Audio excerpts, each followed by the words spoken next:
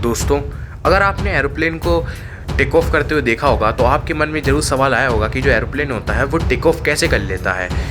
यानी कि वो फ्लाई कैसे कर लेता है एटमॉस्फेयर में। तो दोस्तों, मैं आपको वीडियो की शुरुआत में बता दूं कि जो एयर में जो उड़ना होता है एरोप्लेन का, जैसे एरोप्लेन जो एटमॉस्फेयर में उड़ता है वो बेसिकली उसके शेप के कारण उड़ पाता है, और इसके भी पीछे एक खास टाइप की फिजिक्स है जिसे हम फ्लूइड मैकेनिक्स में पढ़ते हैं, बर्नौलीज प्रिंसिपल में भी बर्नौलीज इक्वेशन में। दोस्तों, बर्नौलीज इक्वेशन तो वैसे मैं आपको सिंपल बता दूं तो बर्नौलीज इक्वेशन का कहना ये है कि प्रेशर एनर्जी पर वॉल्यूम प्लस पोटेंशियल एनर्जी पर volume plus kinetic energy plus volume हमेशा कांस्टेंट होता है। और कहीं पर भी अगर फ्लूइड की,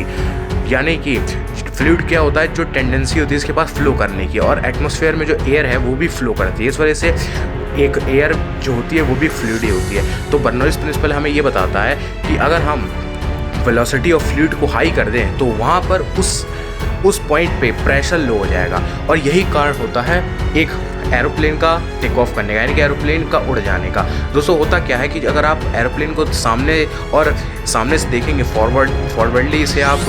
नोटिस करेंगे तो जो एरोप्लेन होता है वो पैना होता है, शार्प होता है, उसके विंग्स भी शार्प होते हैं। तो होता क्या है, जब एरोप्लेन मोशन में होता है तो उसके सामने आने वाली जो एयर होती है उसकी क्योंकि वेलोसिटी थोड़ी बहुत बढ़ जाती है, क्योंकि वो एक स्ट्रीमलाइंड बॉडी से टकरा रही है और उसके शार्प एजेस से टकरा रही है। तो होता क्या है, वेलोसिटी ऑफ एयर बढ़ जाती है। अब क्योंकि वेलोसिटी ऑफ एयर बढ़ रही है और एयर भी एक फ्लूइड है, तो वहाँ पर वेलोसिटी के बढ़ने के कारण प्रेशर लो हो जाता है, और जब प्रेशर लो हो जाता है तो ऊपर का प्रेशर कम और नीचे का प्रेशर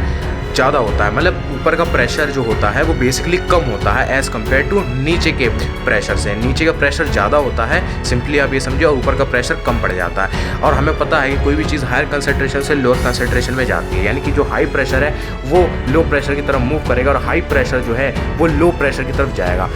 और लो प्रेशर कहाँ है, ऊपर की तरफ, और हाई प्रेशर है नीचे की तरफ। तो यानी कि जो एयरप्लेन होगा वो धीरे धीरे करके जब वो अपनी स्पीड बढ़ाता जाएगा तो वेलोसिटी ऑफ एयर सामने आने वाली बढ़ती जाएगी, जिससे प्रेशर धीरे धीरे कम होता जाएगा ऊपर का, और धीरे धीरे जो नीचे का प्रेशर है वो ऊपर की तरफ जाने की कोशिश करेगा, जिससे एक